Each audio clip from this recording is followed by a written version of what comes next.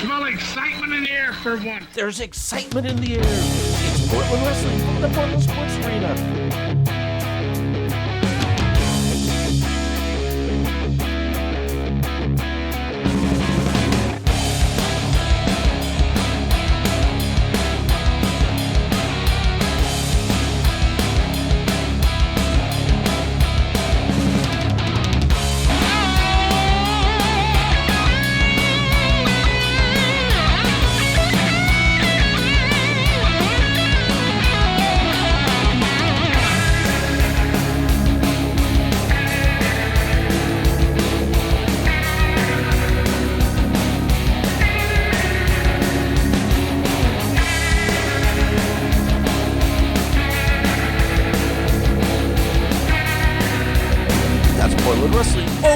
The House of Action. Now, here he is, your number one host, Frank Culbertson. Whoa, what? Here I am, ready to record a Portland Wrestling 2000s with Mike Rodgers, and somebody has commandeered this broadcast. But hey, look, I am in the crow's nest, and look, that's Dandy Sandy Barr crawling into the ring. But Mike Rodgers, I think you're sitting off to the side at this time of the crow's nest. We'll talk about that in a little bit. But while we're here, let's talk about Portland Wrestling, Mike. And I am joined by Mike Rodgers. If you don't know Mike Rodgers, I've known him for absolutely forever. And here's some pictures of us doing the Canby Brawl back in 1991 when we were just young whippersnappers.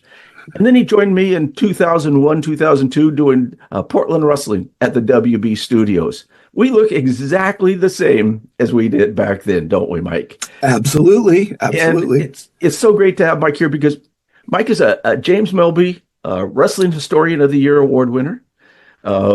He has written 6 books on wrestling, 5 on wrestling here in the Pacific Northwest at Portland Wrestling. And these are some of those books. They're available on Amazon. You want to buy them today. And as Mike mentioned a little bit earlier off the air to me, Christmas is coming. Now is the time to buy those books. Now is the time to get on Amazon. Pause us, order the books, and come back. And he is absolutely the leading expert on the history of Portland Wrestling. There are some great people out there that know a whole bunch. Nobody knows more about Portland Wrestling than this man, Mike Rodgers. Mike, thanks for joining us today. Oh, thank you so much. We're touching here on Portland Wrestling, and Portland was such a fantastic territory. You can see in the background there that on this night, it is just a packed house. And you mentioned that I usually sat just to the right of the crow's nest. And that way I could always get some great pictures especially when they would do the interviews. And in that crow's nest, the cameras would be facing the ring. And then when they'd have interviews, they would turn the cameras so the cameras were facing to the left. And the people doing the interviews then were facing me because I was sitting to the right. And I would move up to the crow's nest with my camera. And the crow's nest was encompassed in chicken wire.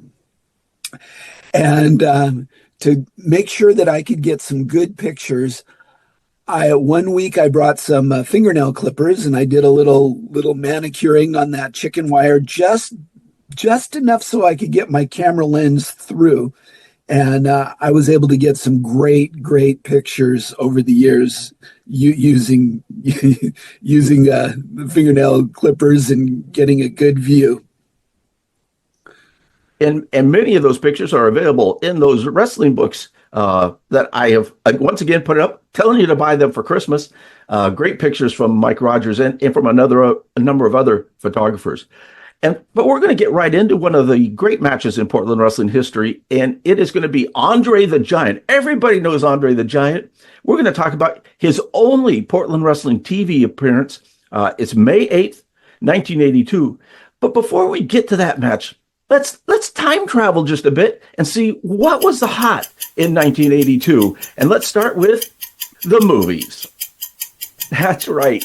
Porky's was number 1 for 8 weeks in a row. A classic TV movie that all of us probably watched a million times. And I know Mike has the director's copy that he watches like 3 times a month.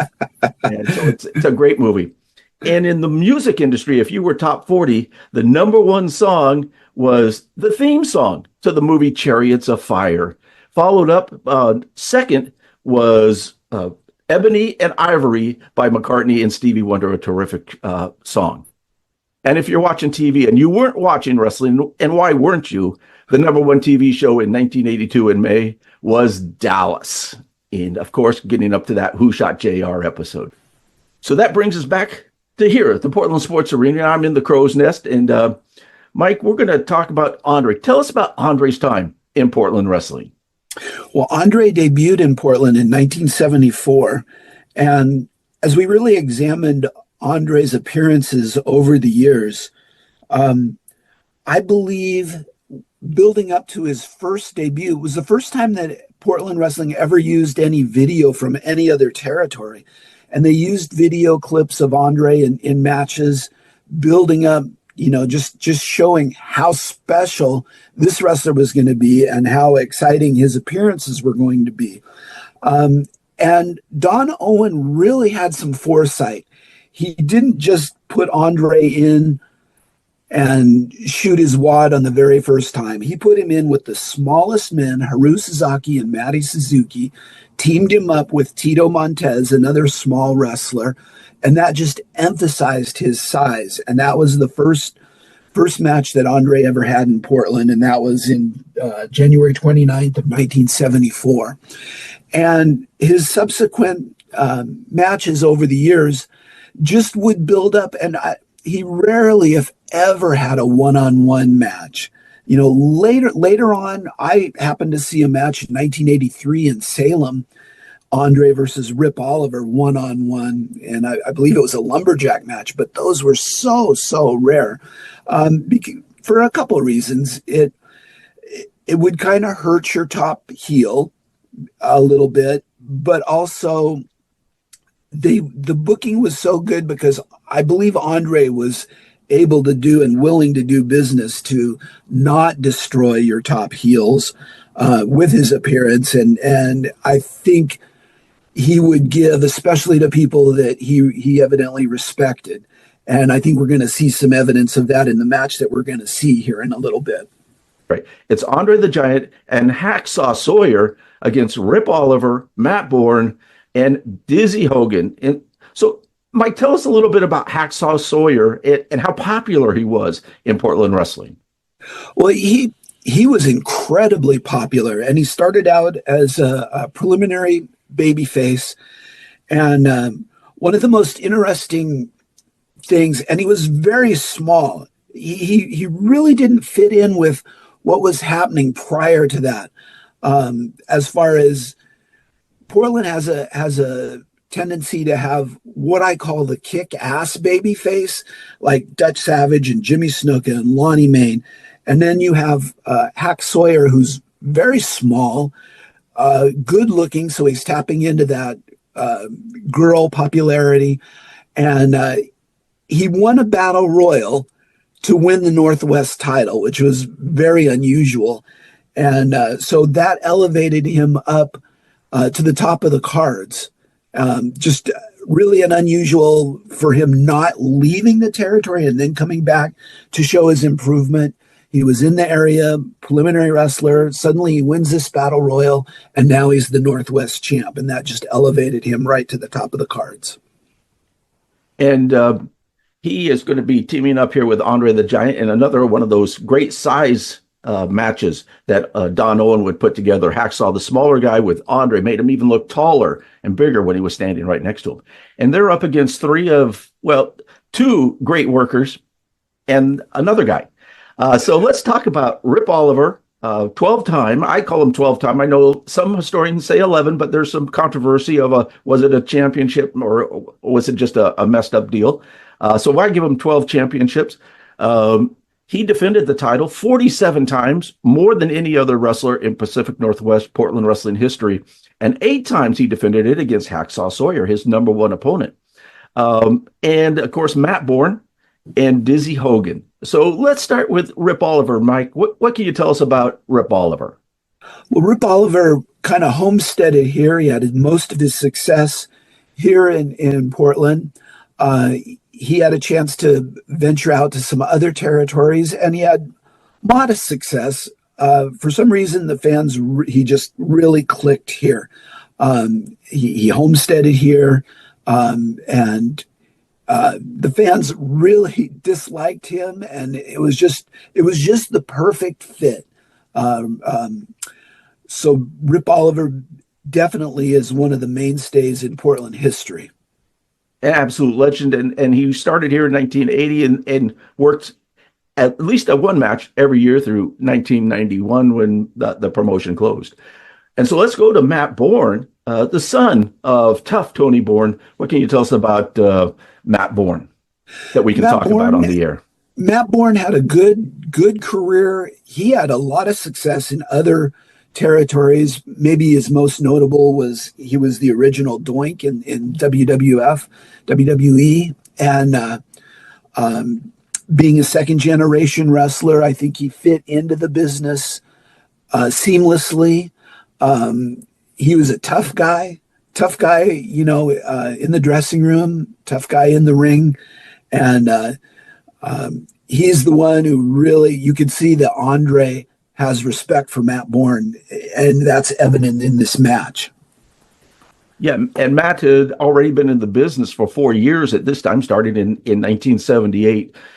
He had gone away for just a little bit to Mid-Atlantic to team with another tough individual in Buzz Sawyer, Hacksaw's brother, who would come back, and they would have mixed tags coming here in Portland in the coming years.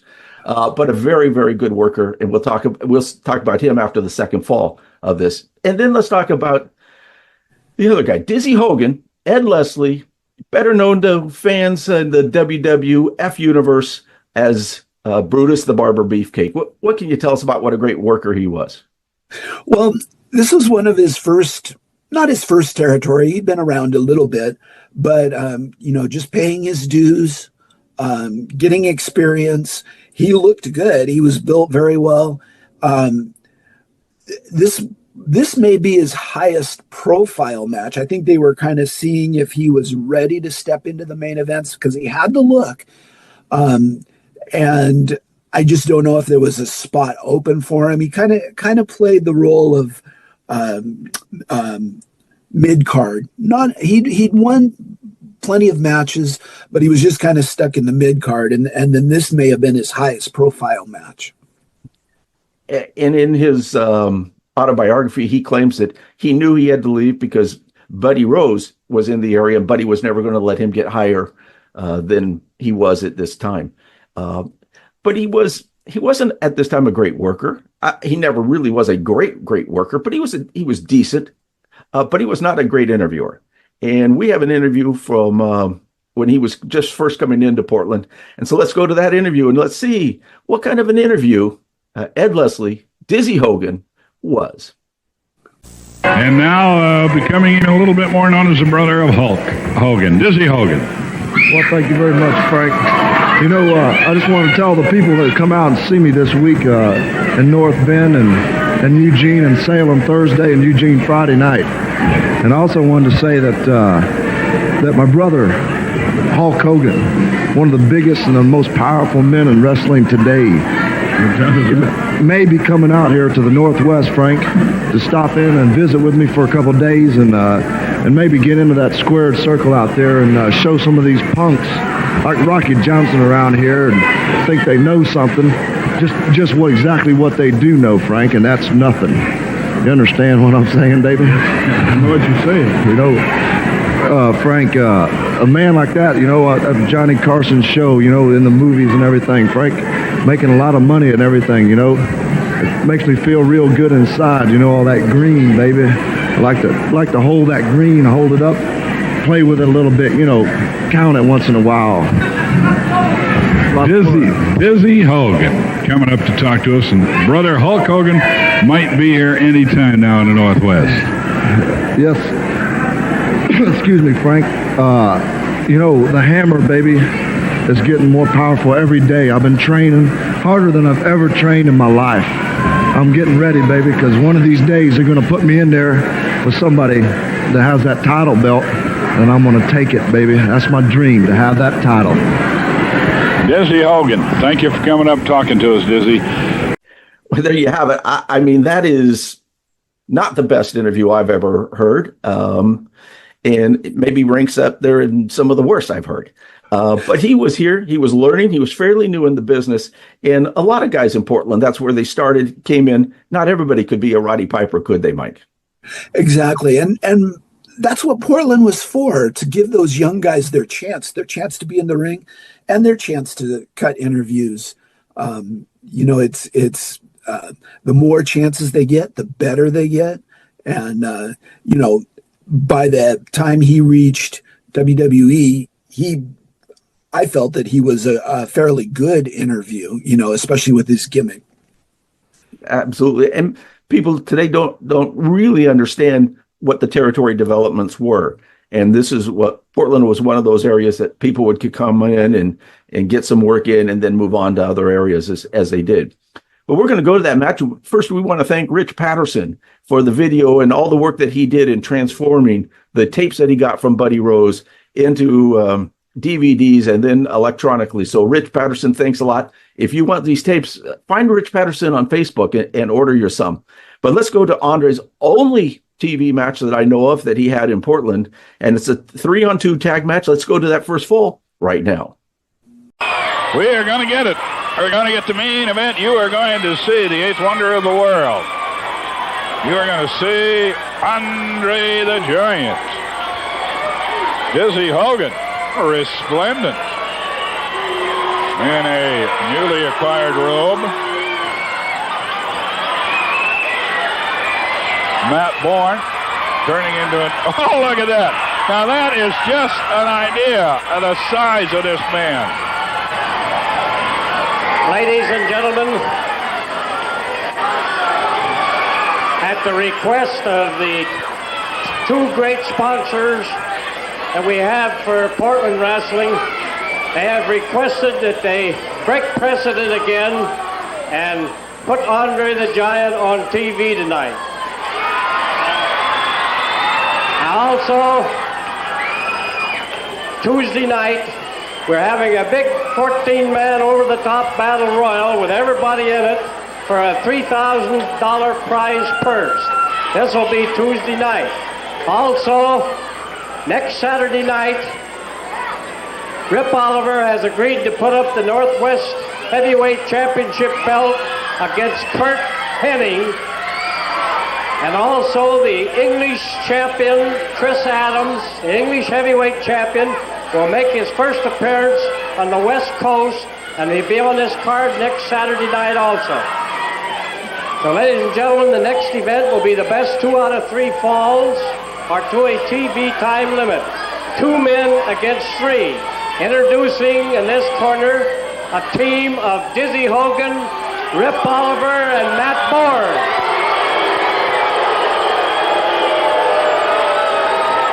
Their opponents in this corner will be Hacksaw Sawyer and Andre the Giant.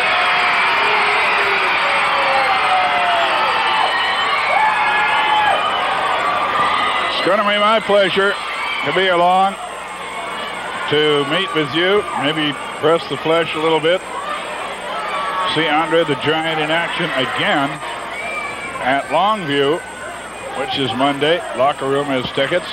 And Thursday in Hillsboro.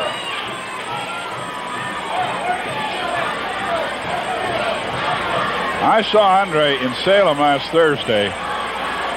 He hit Oliver. He swung a left hand at him. Roundhouse left.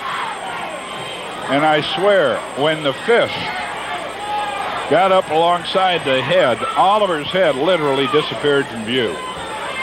That fist is the size of a man's head. He is truly unbelievable. He truly has to be seen to be believed. He, of course, has been making quite a bit of money for a number of years now. You can imagine anybody who sells. Rip Oliver's already out of the ring. They haven't. I don't think they've decided. All 3 are now climbing out. Nobody wants to start against Andre. Hogan.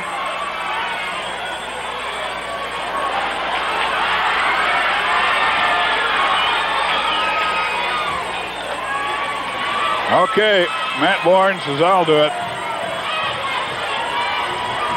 Andre the Giant. Honest, folks, we don't know how long Andre's going to be on the road. You know, the man could settle down in New York, just wrestle there. Or just quit wrestling altogether. He's got that kind of money. So, watch out. Here it comes. The rump shot.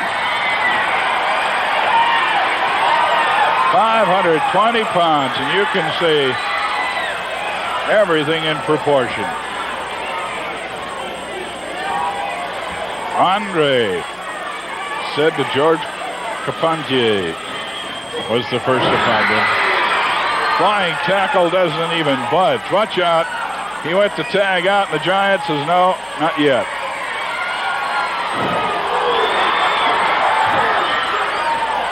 Dizzy Hogan coming in. Shot to the top of the head. Sit-out backbreaker. Over the top goes Hogan. And Oliver doesn't want to get in. Reb Oliver doesn't want to take the tag. He's heading for the dressing room, as a matter of fact. A sellout crowd. Probably be the same Tuesday. 289-4222. The number to call for your tickets. Tomorrow or Tuesday. Won't do you any good to call it Monday. Well, Hogan stayed, or rather, Borne stayed away from him that time. I think motivated mainly by fear. 289-4222. Sunday or Tuesday. Now, if you call Tuesday, you may be too late. Or come out tomorrow to the flea market. Go to the concession stand, the flea market here at the Portland Sports Arena. Matt Borne can't even do anything with one leg.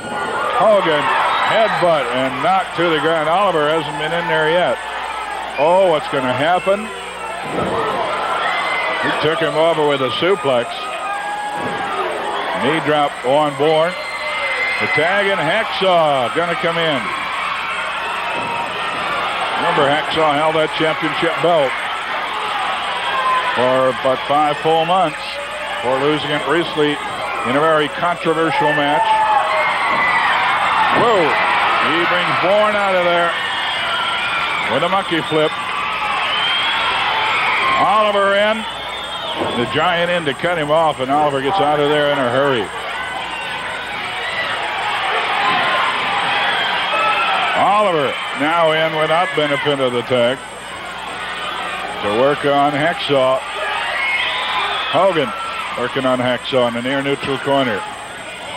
Now Oliver will come in since Hacksaw's in and hurt. Ripper the Crippler.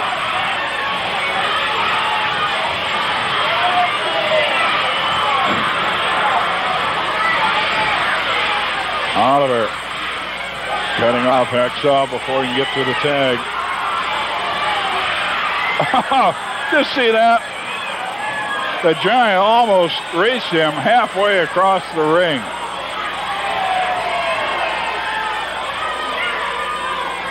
Borne in now against Hacksaw. Catches him with what his dad used to call the solar plexus punch. Left hand driven into the midsection.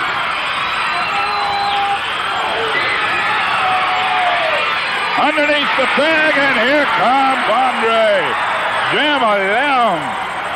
Wow, right hand. Headbutt. Hogan wants some. Oliver's in. He smashes their heads together. Borne. Oh! He gets taken down like a tree. Andre is going to drop from about 10 feet in the air. He drops Hacksaw on Borne, and they get the first fall, and listen to the crowd. Man alive, he lifted Hack. I can't believe that. He lifted Hack about 10 feet in the air.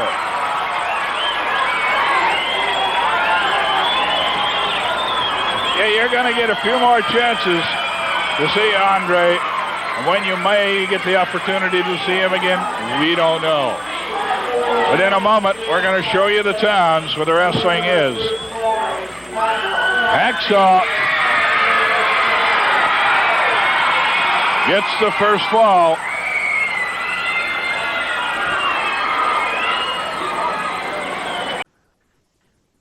So the good guys, surprisingly, not surprisingly, win the first fall here in this 3-on-2 as they used Hacksaw Sawyer to have Andre throw him from way up high, as announcer Frank Bonema says, way up high to pin his opponent. And Andre really there showed a lot of the headbutts and the big chops that he wasn't going to be flying around, but he was doing the big man moves in this fall.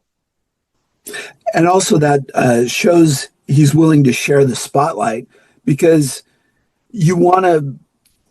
there's reasons for this match. And one is to see that Hack Sawyer fits in.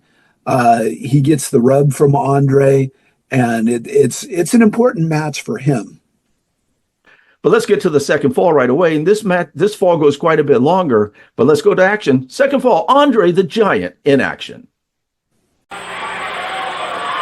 Well, the first fall, the Giant and Hack Sawyer really handling Oliver, Borne, and Hogan relative ease.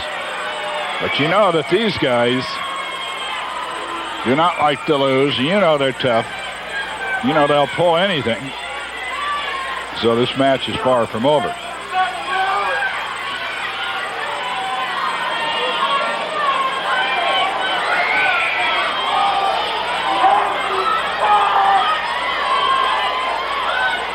Oliver, holder of 2 titles.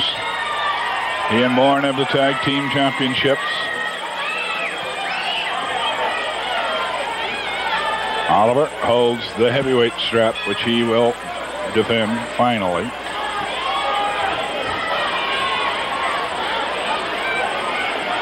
Next Saturday.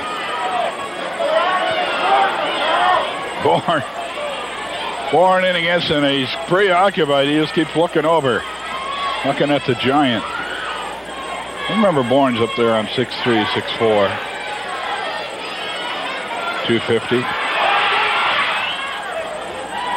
And just, tell you, it is unbelievable to see the Giant in action. They're into the ropes. They will, of course, try to work on Sawyer and try to keep him from tagging out.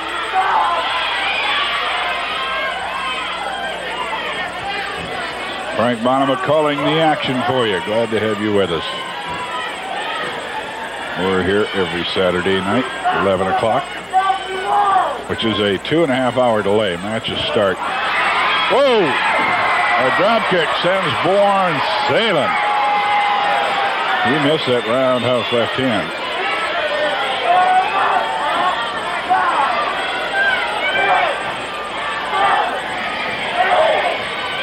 Some of the crowd picking up the count of 20.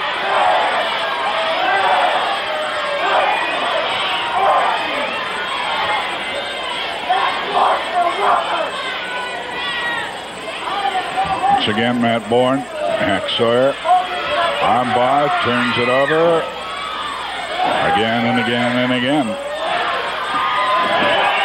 Borne going to the hair for the takedown. Sandy Barr saw it, counts him off. Hack Sawyer up and hot.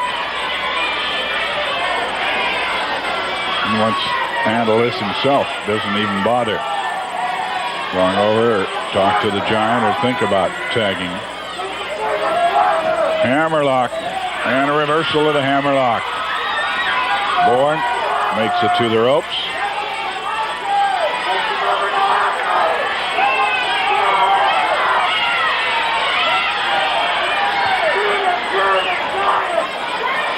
Andre the Giant just steps over that top rope.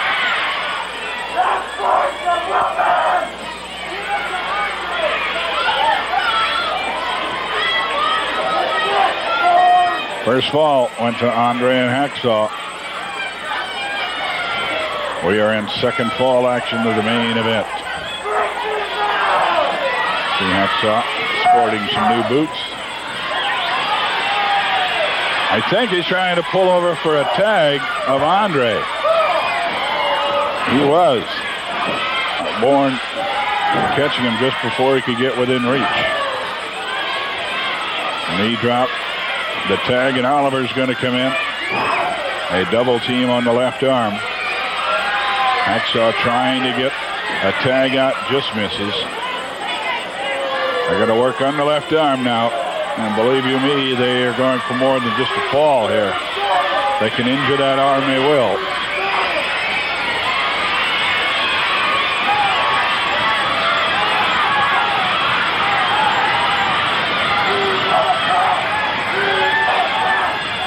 There's the tag.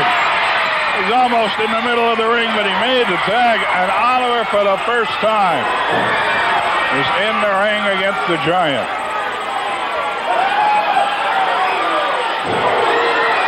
Oh, it's a double knee knocker he'll not forget.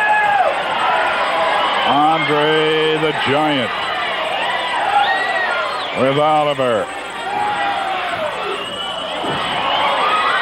A kick.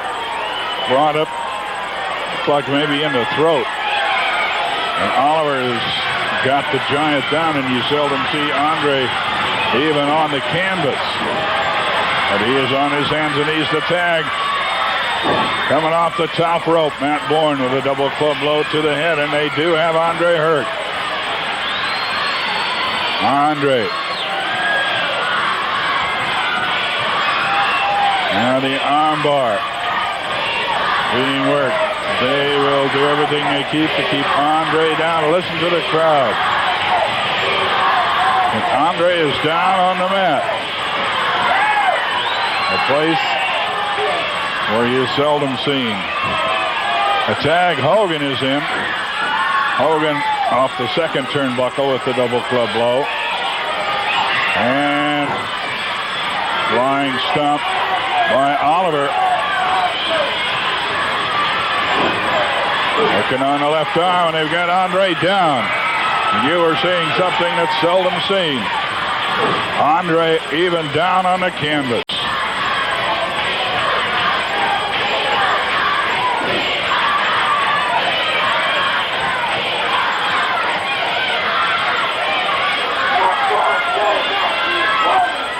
They're working on the left arm. Oliver in against Andre now.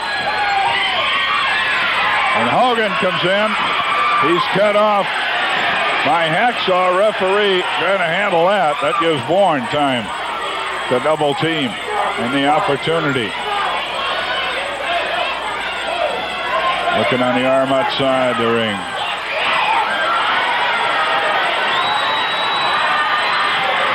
And watch out. Andre throws Borne through the ropes. He's still hurt. Hogan in without a tag. Borne back in the ring. Whoa! He just open-handed him into the ribs.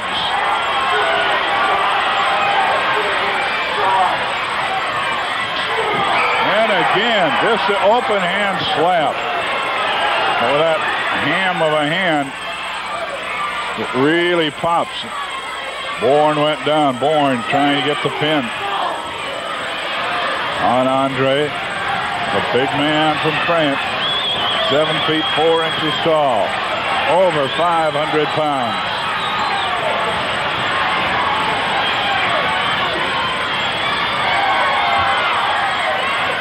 Andre trying to shake the cobwebs out, trying to get to his feet. He's on his feet. Takes Borne into the corner, near neutral corner with the shoulder. Andre still trying to clear the head. Now on his feet.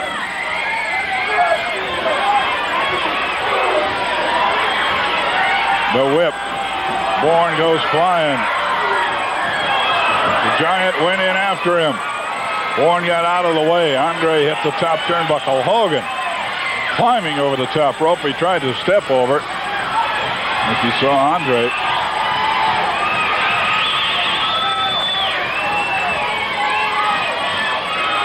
Dizzy Hogan in. Working a wing lock off the second turnbuckle. Foot stomp to the shoulder. They're working on the left arm and the shoulder of Andre.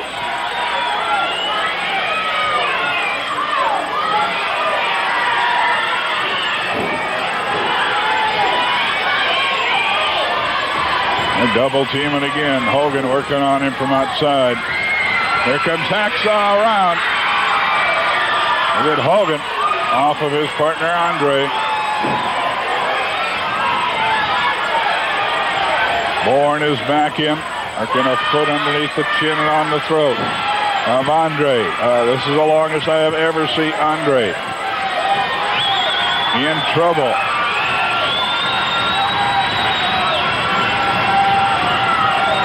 That Savage said it a while back. A lot of people may underestimate this team, even against Andre, and I think a lot of people did. They thought it'd be an easy 2 straight falls for Andre's team. It's not that way. Now Andre's coming back with a bear hug. Hogan has a hold of the arm, but it's not doing him much good. And a headbutt from the Giant, and another. Then a judo chop. The tag, and here comes Hacksaw.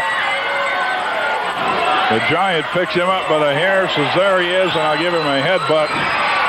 For good measure, drop kick by Hacksaw. Double leg drop. Covers with the body press. Borne over to quite possibly save that fall. Watch out, they got him in trouble now. Hacksaw over in the enemy corner. Oiver got him across the top rope. Hogan in. Body slams. Tags from the top rope. He is lifted up. Dropped down and on the knees of Hacksaw Sawyer. They tried to do what the Giant did in the first fall, only Hacksaw got his knees up. Over the top comes Hacksaw with a victory roll. 1. And that's all.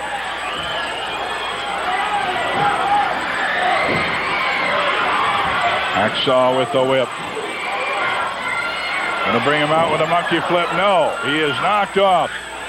Small package. And this match is all even.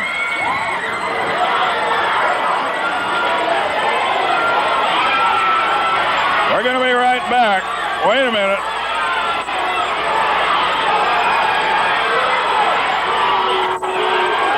There's some argument going on. They're talking about trunks, but Sandy didn't see it. It's all even at a fall apiece. I'm sure we'll be right back. So the heels win the second fall. Dastardly tactics. A lot of double teaming. Sandy Barr doing a great job looking away at the right time. He was a terrific referee because he had been a legendary worker as well. He knew the business. He knew when to look away, not make the referee look totally stupid. But in this match, we saw Andre sell more than I've ever seen him sell in most matches. And most of it was to Matt Borne. And Mike, what's that tell you about Matt Borne and how Andre's relationship with him was? Well, it's Andre could come in and just squash whoever he wanted. But that would hurt the territory, and possibly a territory wouldn't want Andre to come back in. Booking Andre was really a science. And having him cooperate was vitally important, not to just destroy your crew. And he obviously had a respect for Matt Borne, gave him a lot in the match, and that helps. That helps everybody. That helps the territory, and it helps Matt Borne, increase his believability. Right, and as if we've seen in the first 2 falls. Even though Rip Oliver was the Pacific Northwest heavyweight champion, having won the title from Hacksaw Sawyer just a little bit ago, he was doing the great, I'm a tough guy, but I'm not going to get in with Andre too much, protecting his status as the top guy, not taking the beating from Andre, was great heel work by Rip Oliver. And Andre didn't take big bumps and didn't have to show that he was beaten down. He was on his knees the whole time, still 3/4 of the size of the other guys in the ring. But he really just let the guys beat on him, kick on him, work on the arm, and try to weaken the body part. And it was a great second fall action.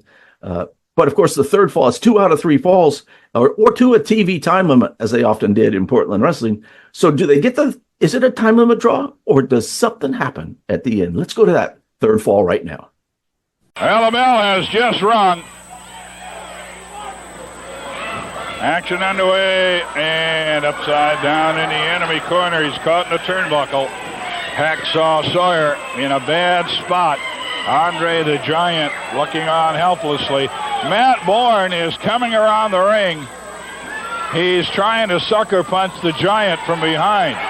The Giant sees him. They are double teaming on Matt Borne. The Giant is chasing Matt Borne in the ring. They double teamed Hacksaw Sawyer in the ring. The Giant is working on Borne and smashing him. But they double teamed Hack Sawyer in the ring, where he is in that full Nelson by Hogan.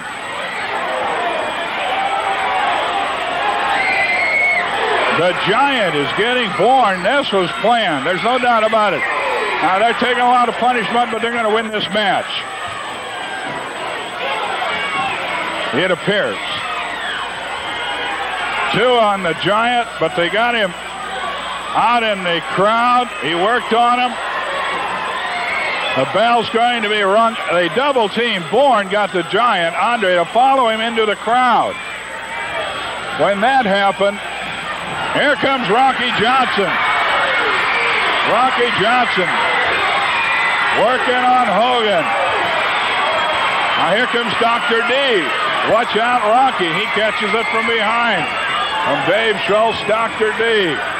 Well, their plan worked. You got to give it to them.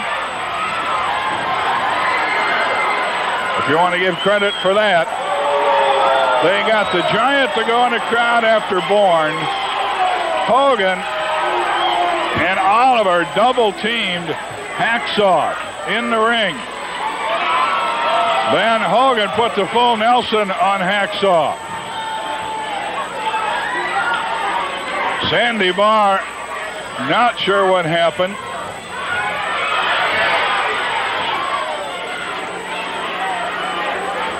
Well, they're going to have to sort it out, but it looks like a win for the 3-man team. We'll be back. No! A disqualification. The Giant and Hacksaw win. We'll be right back. Chaos reigns in that third fall as the heels know how to get Andre out of the ring, take him out of the action, and leave Hack Sawyer in the ring one-on-one, taking that full Nelson where he was out cold. And Sandy Barr was distracted trying to help Andre from the outside. And then, of course, David Schultz and Rocky Johnson get involved, some of the big stars of Portland wrestling at that time. And we'll talk about them in just a minute. So it was total chaos, the crowd absolutely going bonkers. And if you paid attention early in some of the early camera shots as they were coming through the crowd, this place was absolutely packed. People often say Portland wrestling, 2,000 people. This place easily held 3,000 that night as they had put in extra seats. They had bleachers. It was Katie Bar the Door, as a great book by Mike Rodgers you should buy for Christmas. I said that yet. But a great third fall action. Sandy eventually, as Frank Bonema thinks the heels have won, and then are disqualified. But Sandy Barr raises Andre in Hack Sawyer's hands, and the crowd absolutely goes crazy. And so then that's setting up what had been a Tuesday night battle royal with Andre going to be there. And of course, everybody would expect Andre to win. But Andre comes up with Sawyer and Rocky Johnson to do a closing promo. Time is running out in Portland wrestling. In Portland wrestling, we didn't have overruns like they do in AEW and WWE. When your time was up, your time was up. So they got to get this promo in to set up Tuesday night, what was really going to happen. So let's go to that, as it is an absolute mess. Everybody, and they're hot. Let's see what they got to say. Andre. I want to say one thing. If they want to fight that way, we're going to fight that way too. And I want to ask you one favor. I asked the promoter already. And he said, no, I want to change that match. I don't want to get that battle royal. They want to fight against us. They come in the ring against us. The 4 guys we want, or 3, or 5, or 6, or 7. But we want to be all together, all 3 together. He wants to team up with Rocky and Hacksaw. What he's saying is he wants a tag match for this Tuesday night. He doesn't want the Battle Royal. He wants a tag match with the same guys, right? Right. Well, that's fine. I'll tell you one thing, brother. I'll be more than happy to be your partner anytime you want. Name it. No disqualification. I'm quite sure that's okay with Hack, because you see what they tried to do to Hack. They up there and got that full Nelson. They wouldn't break it. But anytime this man wants me his partner, then I'm going to... It's the 3 that you saw tonight against him, including Dr. D. He got in that ring. So it'll be 4 against 3. And now Oliver's up here. And if the promoter says the match is made, which we heard he's already said, they don't want it, I don't think. Frank, let me say this. When we're out here, we don't interfere in their interview. They ain't got no business out here in ours. All we want to know, do you want to accept that match Tuesday night for a tag team match? Like, listen, Turkey, I'm leaving because I'm too much of a gentleman to cause any trouble out here. Not that I'm scared of you, but goodbye, Frank. Frank Bottom, he's out here running his mouth. He didn't have no business coming out to the ring to start with. If they want to go insist and put Rocky Johnson against me, Dizzy Hogan, and Matt Borne, well, brother, you bring them on, because I got the meanest man that's ever hit the West Coast. I'm told that match is made. That match is made for Tuesday. 4 against 3. So long, everybody. That's where I beat them. I'm going to beat Kurt Hennig to keep myself. Movie 12 is next on KPTV. Against the 4 of them, Oliver, Borne, the new guy, Schultz, and the other guy that attacked him, Dizzy Hogan. 3 against 4, and they don't have too much to say about the Battle Royals out. That's it. Frank Bottom here. We're gone. So you got Andre trying to set up a match with Frank Bonema, then realizing that he's not really the promoter. Nobody's looking at the camera. And at the very end, Frank Bonema's trying to wind up the show, and it thinks he's got everything covered for Tuesday night. It's a big 4-on-3, and then Dutch Savage comes in, and he's trying to get more words in, and Bonema just ends it with, "We're out of here." Classic Portland wrestling ending for those of you who know. So let's talk about David Schultz. Not a lot of people know him for this episode with John Stossel. And to this real-life brutality. I think this is fake. You think it's fake? What's that? Is that fake? Huh? What the hell's wrong with you? That's open hand slap, huh? You think it's fake? You come like that? Easy. Huh? What do you mean? Fake. David Schultz was such a good heel. And, there was one point where he was feuding with Buddy Rose, and neither one of them wanted to take the babyface role. In fact, Schultz, in one of the most classic lines, told the fans, "Don't jump on my bus. I don't want to carry you." He just wanted to remain the heel, even though one of his last matches, he started teaming with Hacksaw Sawyer. And being that no-nonsense guy, he did get some popularity, right at the very end of his stay. But definitely a tough guy. I don't think Buddy enjoyed working with him. I think he was a little bit too rough for Buddy. And if I remember correctly, Buddy and Schultz both left at the same time. I think there was a loser leave town, but the winner left as well. Absolutely. And went on to great things. And another example of a guy who truly wasn't a great promo, but because he was so tough and he came across as that guy who could beat the hell out of anybody, it really worked for him in the ring. But let's go to one of his promos here, where he's going to be talking about Andre and Rocky Johnson. Again, not a great promo, but a really tough guy in the ring. And that shows you where your work in the ring back then really made the difference for most people. Let's go to that interview. Dave Schultz, the man who says, "Call me Dr. D." That's right, baby. Hey, you want to hold it down just a minute here? I got something I want to say, and I'm going to say it, baby. I'm going to say it if I have to say it over everybody out of here. I can tell you times 3 years ago, baby, where I almost killed that Andre the Giant with my bare hands. I can sit out here and tell you time where I run Rocky Johnson plumb out of the United States of America, baby. I run him plumb out. He didn't even have a home. He was a man without a country. Now, I'm here in the Northwest, baby. I've been making a name for myself everywhere I go, baby. Hermiston the other day, I like to kill Rocky Johnson, and I'm going to finish the job, baby. I'm going to finish the job. There ain't no problem. I'm going to finish the job when I get time. You know what I mean? Now, everybody's talking about Buddy Rhodes. All I hear, Buddy Rhodes this, Buddy Rhodes that, Andre this, Rocky Johnson this. Well, you better start changing it, baby, because it's going to be the doctor. Dr. D, it's going to be me. It can't be but one, baby. It can't be but one king, and that's me, baby. It's one king and one queen. Now, if you got somebody that wants the queen spot, they can have it. But I'm going to be the king spot. You hear what I'm saying? Now, I'm going to put the Northwest on the map, baby. I'm going to put the Northwest on the United States of America map. Everybody's going to know about the Northwest because I'm going to make it known. I can bring fortune and fame to this whole area, baby. Everybody come in crying on my shoulder. Everybody grabbing me, wanting to touch me. All the women hollering at me. All the women wanting to say, Doctor, doctor, please talk to me. Well, I ain't got time to mess with nobody, baby. Like I said, I'm looking after number one. You know who number one is. That's me. And don't nobody ever forget it. Right here, number one, baby. That's Dr. D. And so now we got to talk about the other run in there, and that is Rocky Johnson, the soul man who had been in Portland early in 1981, was here through 82 and came back, I believe, in 86 for a very short run. But what do you recall about Rocky Johnson and his impact in Portland wrestling? Well, Rocky Johnson was such a professional. He had such big runs wherever he was. And his run in Portland was good, but thinking back on it, to be honest, I don't know if he got over as well as he had in other territories. And I don't know if he was just not quite given all the focus that maybe he had in the San Francisco area, especially.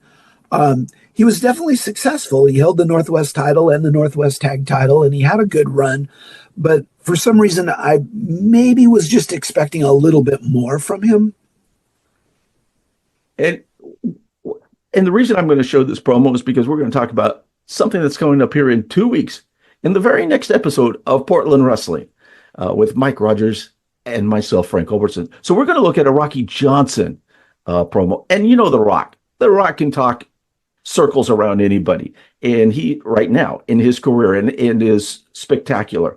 But here's Rocky Johnson in a promo in Portland Wrestling.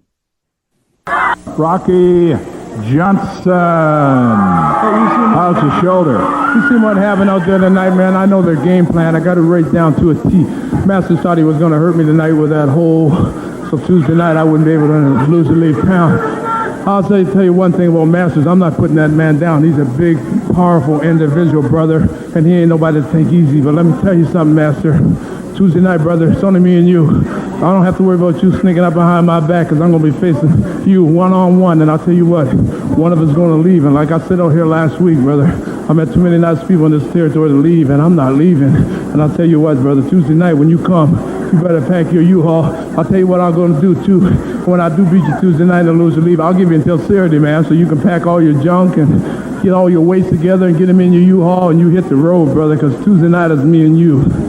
Then next Saturday night, me and Sugar King, we're going to be putting our titles on the line, right? And I'll tell you what, boy, King's just as proud of that belt as I am.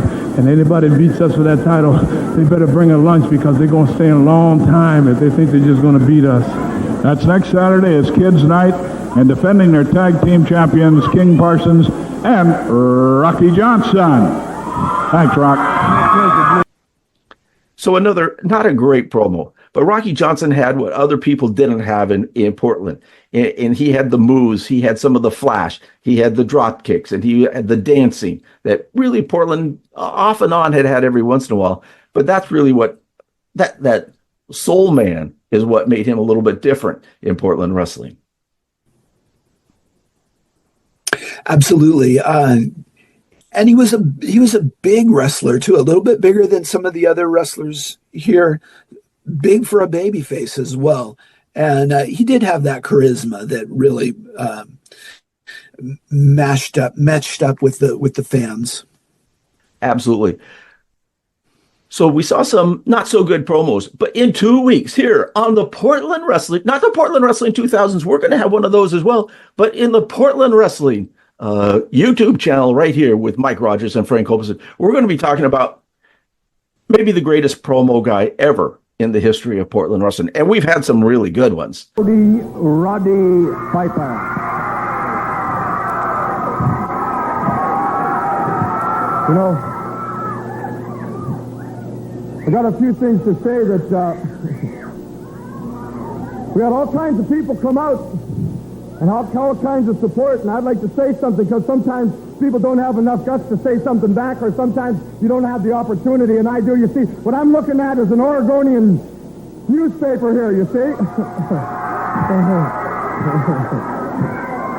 And I'm listening to this reporter here, Mr. Steve Doohan, who really thinks he's big time here. He's talking about Zelma Limberman, a little 82-year-old woman, and he says that all these people, including you, he says, are a strange mix of people you never see shopping at Washington Square. He says, you'll never see them driving fancy sporty cars. It says here, the cars they drive are vintage American models with foreign upholstery and beer cans on the floor in the back, Jack.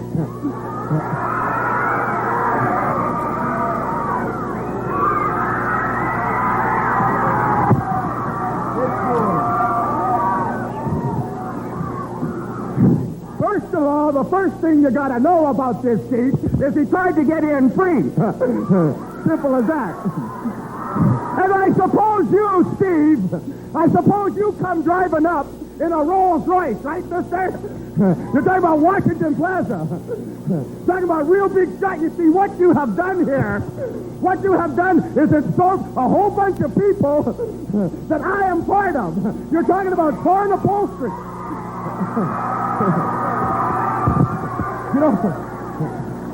You know, junk like this, a whole bunch of nothing but lies. You wouldn't even find this junk in the National Enquirer. A guy that writes like this, you could not write for the basket weaving class of 1942, mister.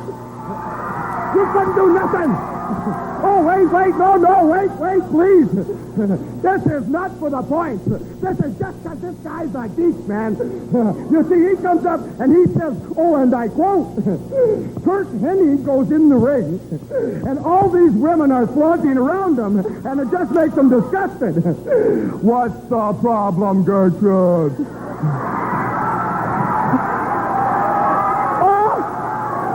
You get no attention. Do you find yourself, Steve, walking in a bar with a $100 bill on your forehead and you can't walk out with a male or a female?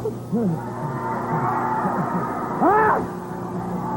But why are you ribbing me, man? You're talking about what?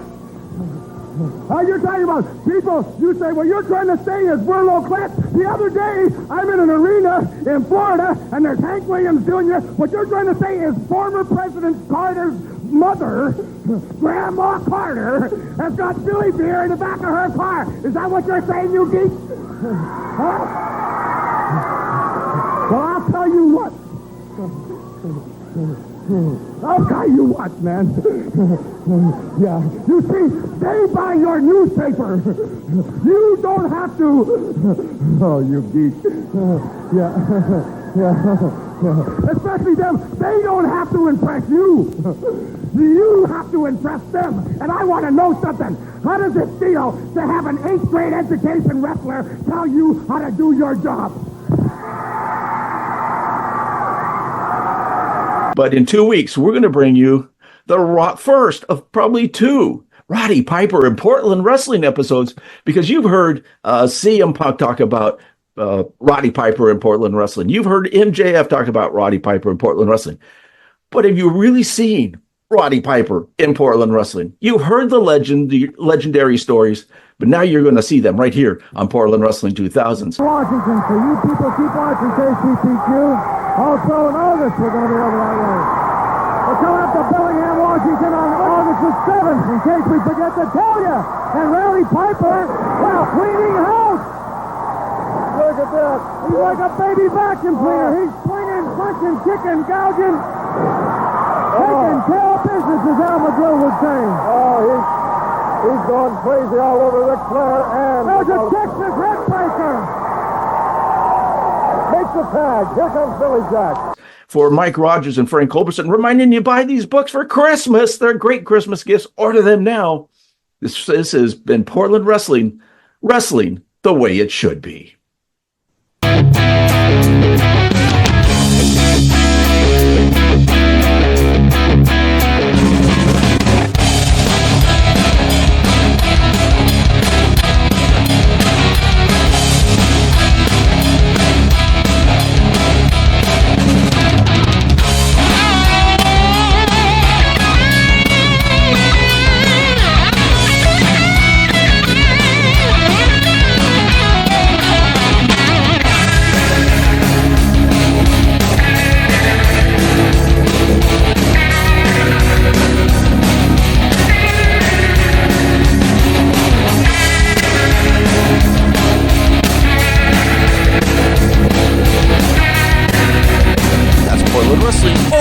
The House of Action.